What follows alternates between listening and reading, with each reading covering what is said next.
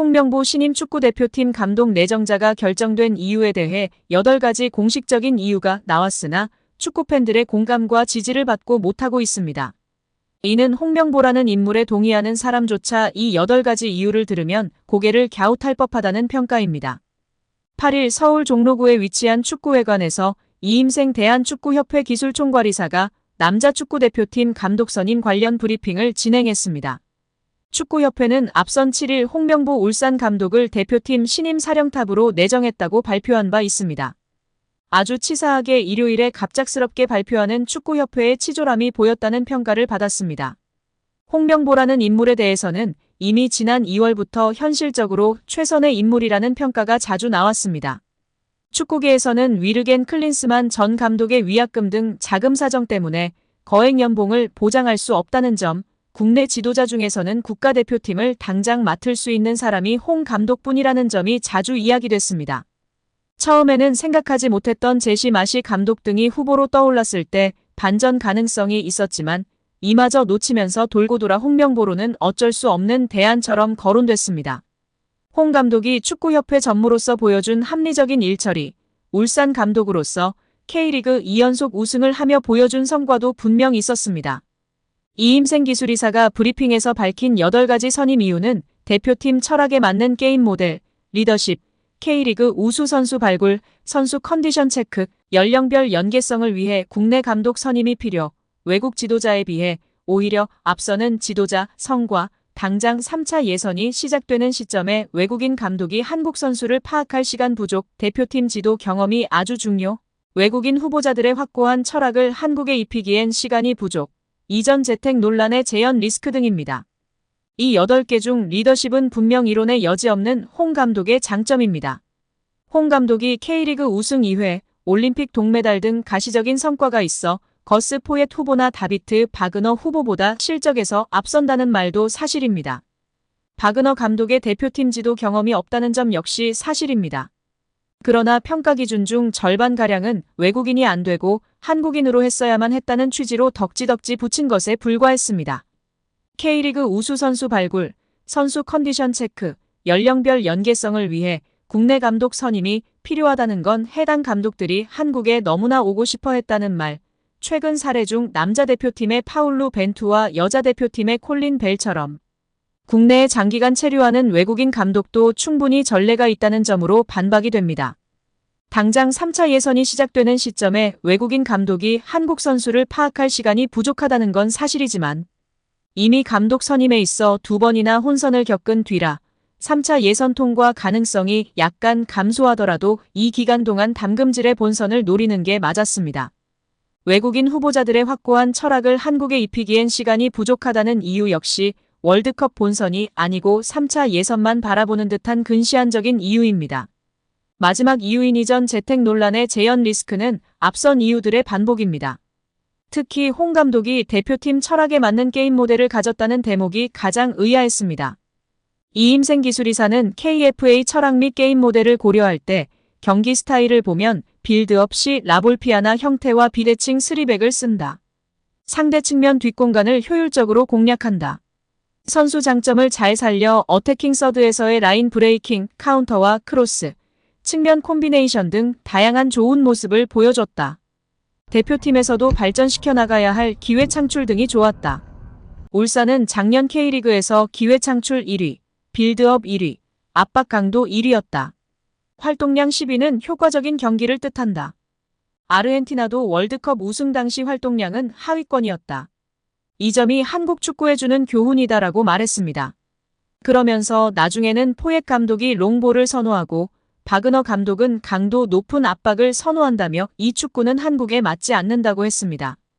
파울루 벤투 감독 시절부터 빌드업이라는 스타일을 구축한 한국에는 홍 감독의 스타일이 더 잘 맞는다는 것입니다. 하지만 이는 숫자의 함정인데요.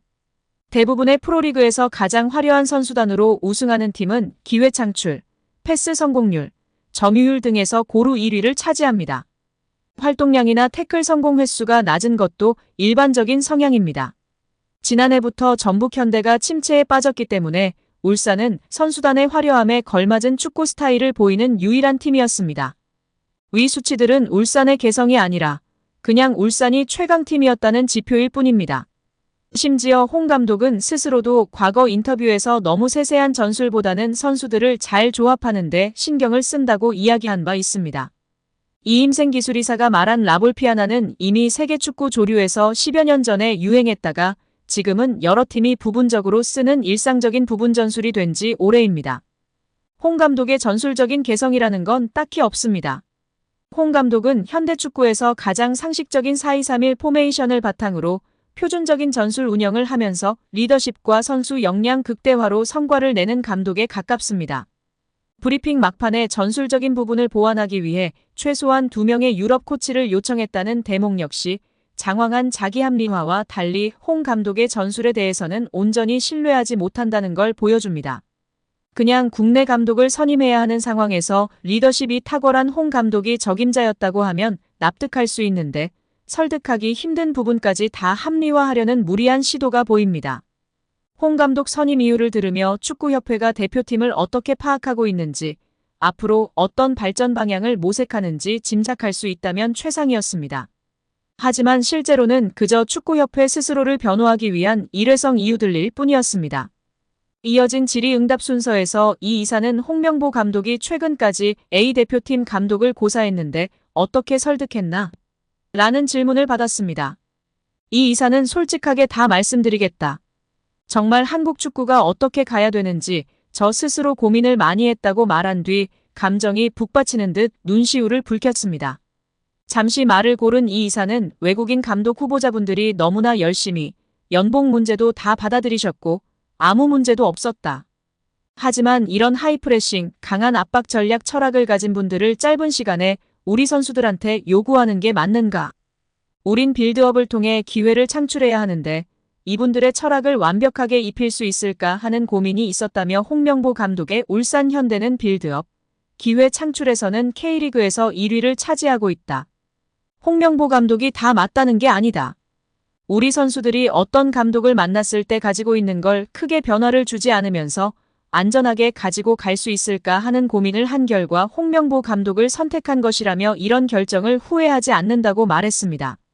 결국 홍명보 감독은 10년 만에 대표팀에 돌아옴과 동시에 외국인 지도자 버금가는 대우도 받습니다. 이임생 이사는 연봉 등 세부 계약 조건에 대해서는 밝힐 수 없지만 이제 한국 지도자들도 외국인 감독 못지않게 대우를 받아야 한다는 생각이라면서 외국인 지도자에 뒤지지 않는 계약을 체결했다고 전했습니다. 홍명보 감독은 지난해 울산과 프로스포츠 최고 연봉인 10억 원의 3년 재계약을 맺은 것으로 알려졌는데 대표팀을 맡으면서 더 많은 연봉을 수령할 것으로 보입니다. 직전 클린스만 감독의 연봉은 약 30억 원, 벤투 감독은 약 19억 5천만 원의 연봉을 받았기 때문에 최소 20억 원이고 최대는 30억 원 수준으로 예상받고 있습니다. 물론 무링유, 지단 등 세계적인 감독들도 리더십, 선수단 관리, 용병술 등 위주로 힘을 주고 수석 코치를 통해 전술 및 훈련을 담당하는 추세라고 하는데요. 글쎄요. 합리적이고 좋은 대안들을 협상력 부재 등으로 다 놓쳐놓고 이제 와서 홍 감독을 앉히며 전술적인 부분을 코치 2명으로 메꾸겠다고 발언하는 축협은 정말 어이가 없는 것 같습니다. 무조건 정몽규 회장은 사퇴로 책임을 져야 합니다. 권한을 가졌으면 이제는 책임을 져야 할 때입니다.